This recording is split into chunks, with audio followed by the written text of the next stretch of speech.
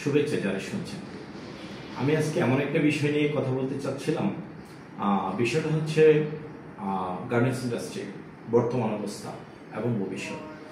গতকাল মধ্যরাতে যখনই আমেরিকার সময়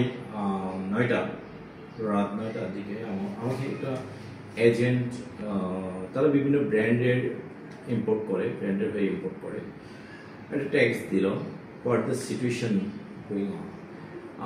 স্পেশালি হয়তো সে কোনো কারণে প্যাসিফিক জিন্সের গতকাল একটা ফ্যাক্টরি বন্ধ হওয়ার বিষয়টা তারা দেখেছে এই কারণে। কারণ Pacific jeans largest US supplier, অনেক বড় বড় ব্র্যান্ডে কাজ করে, ইউএস এর অনেক বড় বড় ব্র্যান্ডে কাজ করে, সেটাকে হয়তো তারা মেইন করছে। আমি তখন কিছু প্রিভিয়াস কিছু নিউজ খুঁজলাম, গুগল করলাম, আমি দেখলাম প্রায় 113টার মতো ফ্যাক্টরি আমাদের অলরেডি বন্ধ হয়ে গেছে গত 14 মাসে।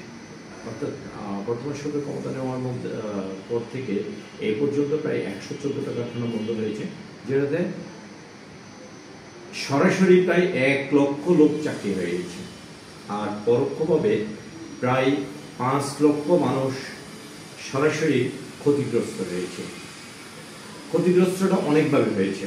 মনে করেন ওই ফ্যাক্টরি যারা বায়ার, যারা কাজ দিত, এই বায়ারের কাজগুলো যে র মেটেরিয়াল যারা সাপ্লাই করতে, তারা ক্ষতিগ্রস্ত হয়েছে।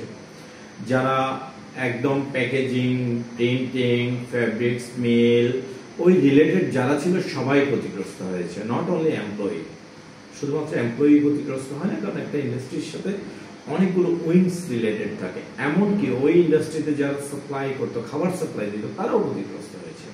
ওই ইন্ডাস্ট্রিতে যারা পানি সাপ্লাই দিত, ছোট ছোট উদ্যোক্তা, তারাও ক্ষতিগ্রস্ত হয়েছে। ওই ইন্ডাস্ট্রিতে যারা ইলেকট্রনিক্স আইটেম সাপ্লাই দিত, ওই ইন্ডাস্ট্রিতে যারা অন্য টুকটাক কনস্ট্রাকশনের কাজ করতো, তারাও ক্ষতিগ্রস্ত হয়েছে। আমরা আপাত দৃষ্টিতে হয়তো আমরা এই ইফেক্টটা হয়তো বুঝতে পারছি না, বাট এটা একটা হিউজ ইফেক্ট আমাদের এন্টায়ার ইকোনমিতে। কারণ 113টা ফ্যাক্টরি বন্ধ হওয়া মানে আমাদের যে এক্সপোর্ট গ্রোথ, সেটার উপরে একটা বিশাল ধাক্কা আমাদের সামলাতে হবে।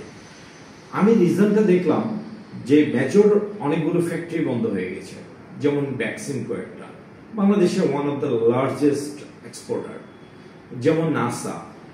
অবশ্যই অফকোর্স যারা দুর্নীতিগ্রস্ত ওদের ওনাররা, that's one of the factor.